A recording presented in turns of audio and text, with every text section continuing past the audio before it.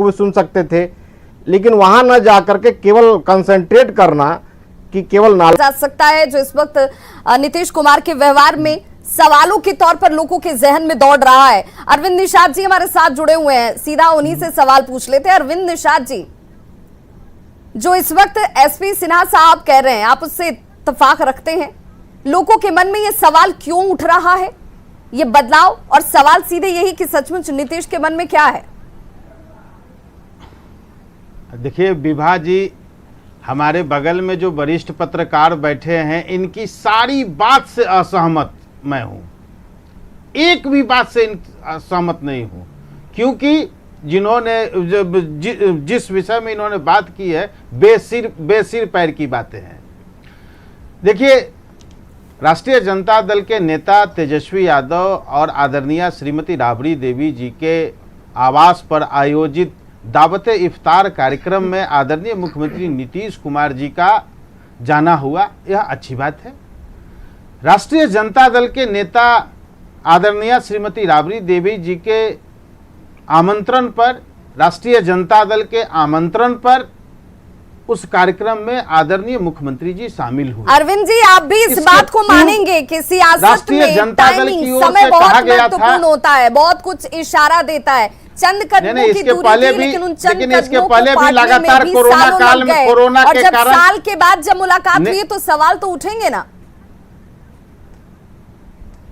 यही तो नई पीढ़ी के राजनीति करने वाले या नई पीढ़ी के लोगों में यह जो तस्वीर नहीं दिख रही थी, इस तस्वीर को हमारे नेता आदरणीय नीतीश कुमार जी ने दिखाने और बताने का काम किया है। देखिए, राजनीति में सौहार्दपूर्ण वातावरण और सभी धर्म के लोगों का सम्मान करना ही राजनीति का काम, राजनीतिक कर्मियों का धर्म है, यह हमारा काम है।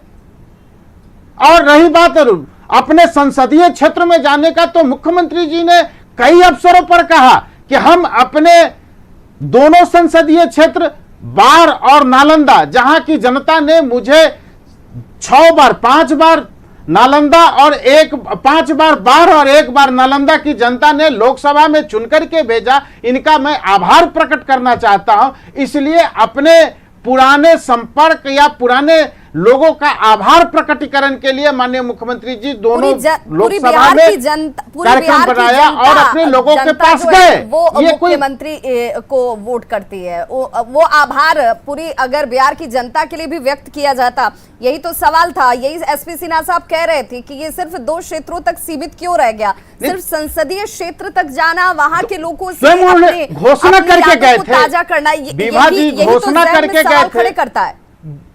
घोषणा विभा जी घोषणा करके गए थे कि मैं अपने पुराने संपर्क वाले दोनों लोकसभा क्षेत्र के लोगों से मिलूंगा।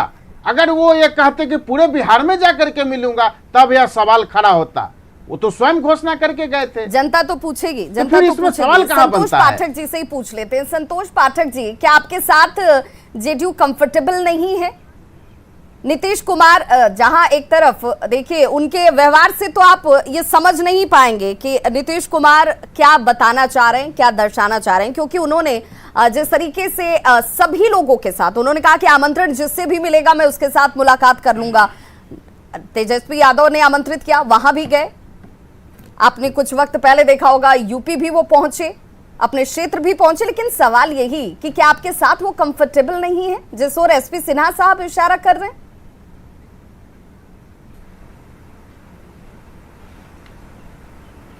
संतोष जी, देखिए विभा जी, मुझे ये लगता है ये जो विषय आ रहा है, ये जी आवाज आ रही है?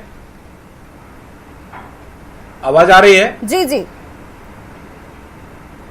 हेलो जी, आपकी आवाज आ रही है? आवाज आ रही है?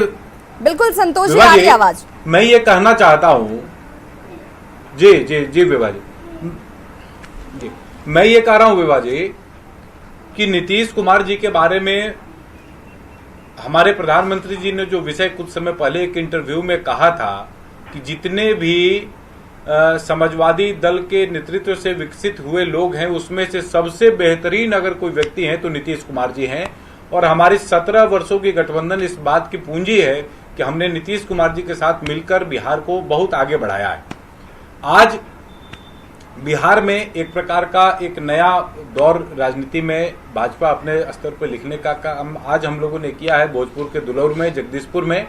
और आज हम लोगों ने प्रचंड उद्घोष से ये सामान्य तौर पर लोगों को बताने का काम किया है कि भारतीय जनता पार्टी एक प्रकार से अपने सभी समर्थकों के साथ और सभी एलाइज के साथ भी आगे बढ़ने को तैयार है। और भारतीय जनता पार्टी अब स्वभावगत तरीके से धीरे धीरे मतलब मुलाकात होती है तो कोई बात